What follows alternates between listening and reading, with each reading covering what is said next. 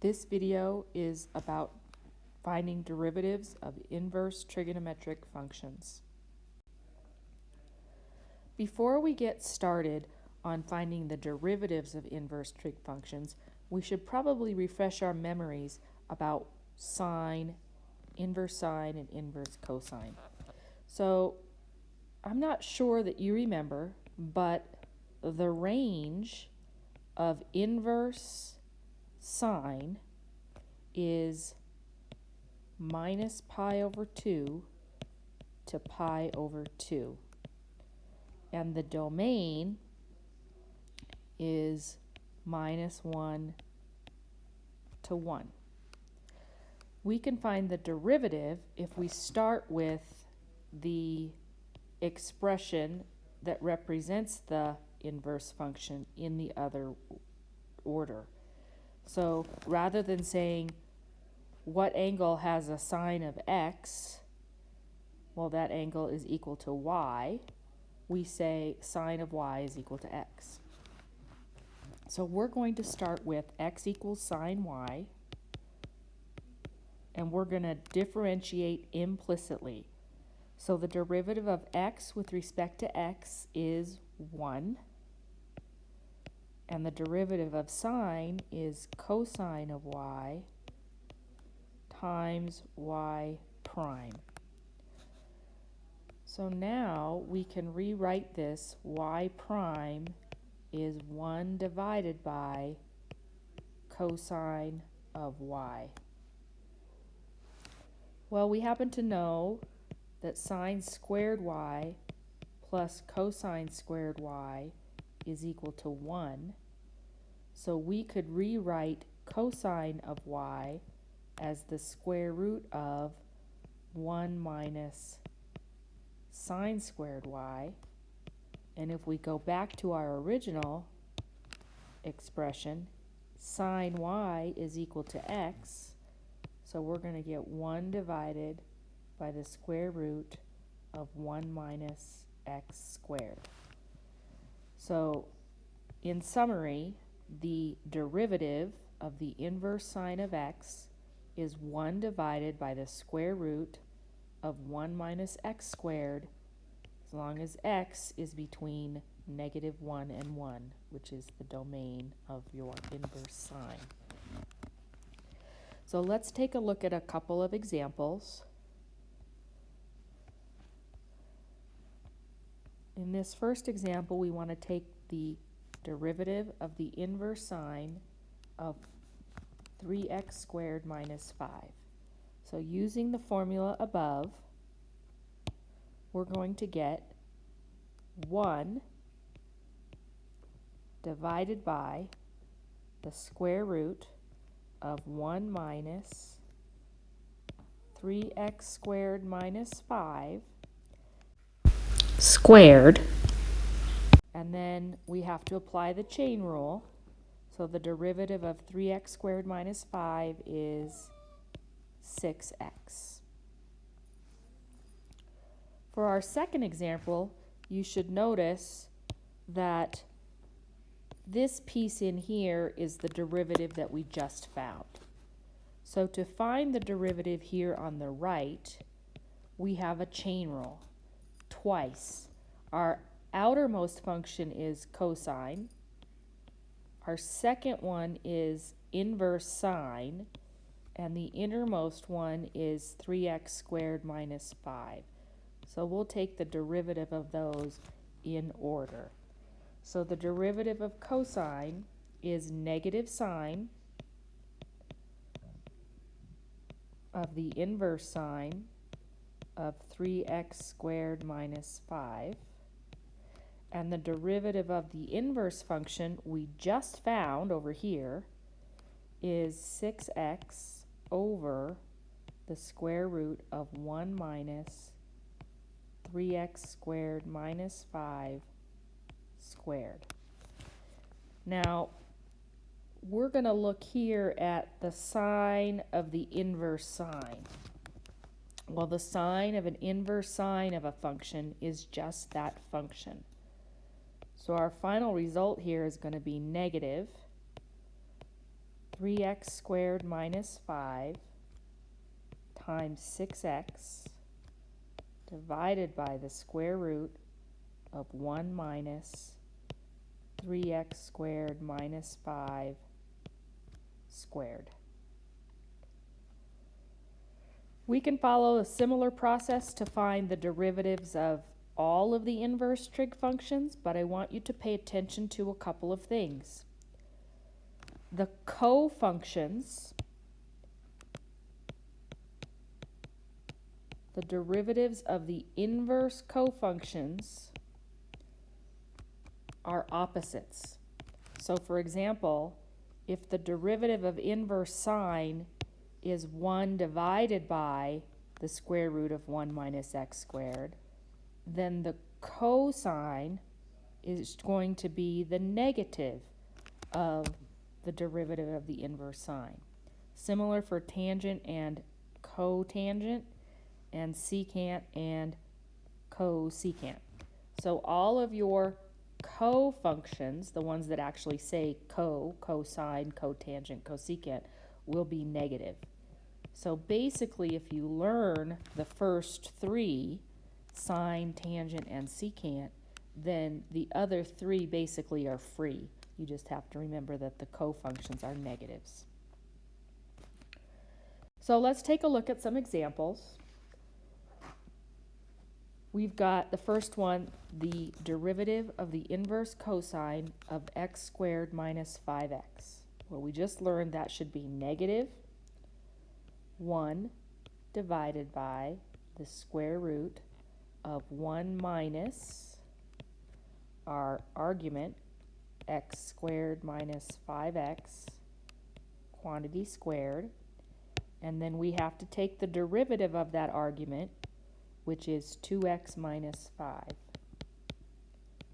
So our final result would be the negative 2x minus 5 and the square root of 1 minus x squared minus 5x squared. This one's a little more complicated. We have an inverse secant and a natural log of x. So the derivative of the inverse secant is 1 divided by the absolute value of the argument times the square root of the argument squared minus 1. And then we have to take the derivative of this argument. Well, the derivative of the natural log of x is 1 over x. So our result here would be 1 divided by x times the natural log of x times the square root of the natural log of x squared, subtract 1. Let's take a look at another example. Here we have the derivative with respect to x of the inverse tan of 12x. And the derivative in general of the inverse tangent of x is 1 over 1 plus x squared. So in this case, we get 1 over 1 plus 144x squared. And then using the chain rule, we want to multiply by the derivative of that inside function, which is just 12.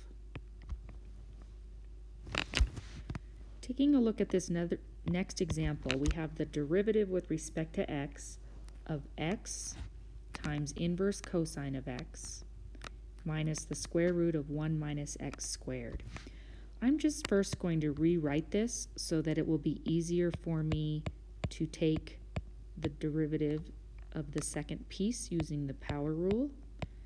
So x inverse cosine x minus 1 minus x squared to the 1/2 power. Now I'm ready to take the derivative. So here I'm going to use a product rule.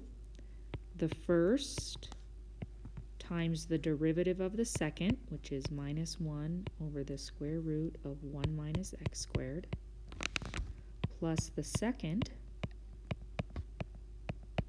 times the derivative of the first, and then the power rule here, minus 1/2 1 minus x squared to the minus 1/2 times minus 2x. And we're going to notice if we do just a little bit of simplification here, you might notice over here that the 2 and the minus 2x cancel, and a negative times a negative is going to give us a positive. So we'll actually have positive x over the square root of 1 minus x squared plus the inverse cosine of x, and those conveniently add to 0, so we just get inverse cosine of x.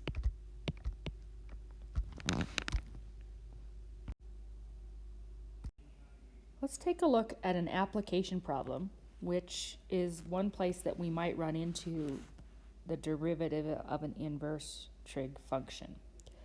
So for this example, we have shadows in a ballpark. As the sun descends behind a 150-foot grandstand of the baseball stadium, the shadow of the stadium moves across the field. Let L be the line segment between the edge of the shadow and the sun, and theta be the angle of elevation of the sun, the angle between L and the horizontal. The shadow length S is the distance between the edge of the shadow and the base of the grandstand. Our first question here is to express theta as a function of the shadow length. So I'm going to draw this right triangle kind of separate from this picture. I've got the angle theta, S, L, and 150.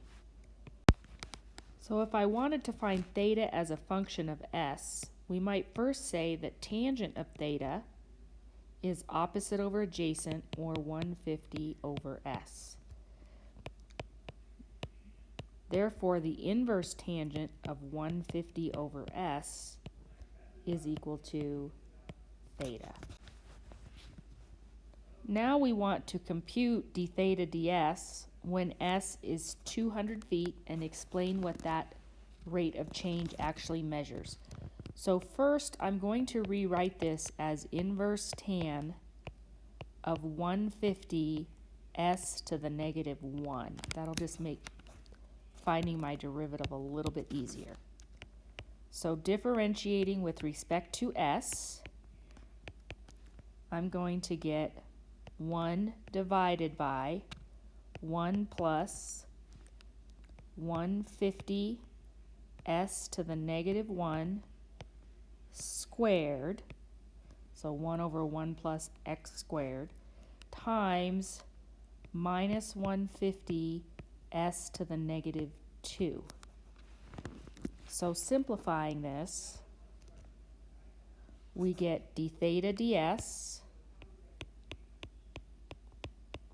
equals negative 150. I'm going to move this s to the negative 2 down, so s squared 1 plus 150 squared times s to the negative 2, or negative 150 s squared plus 150 squared. Now we're going to let s be 200, because that's what we were asked for here when s is 200. And we will get the d theta ds is negative 150 over 62500, or negative 0.0024 radians per foot. So what does it mean? Well, this is the change in the angle over the change in S. And remember that S, this distance here, is the distance from the grandstand to the edge of the shadow. So what we're saying is, as the shadow gets longer, every foot that the shadow grows, the angle theta decreases by 0.0024 radians. Decreases because it is negative. I'll pick up with another video for derivatives of inverse functions in general. That concludes this video. Thank you.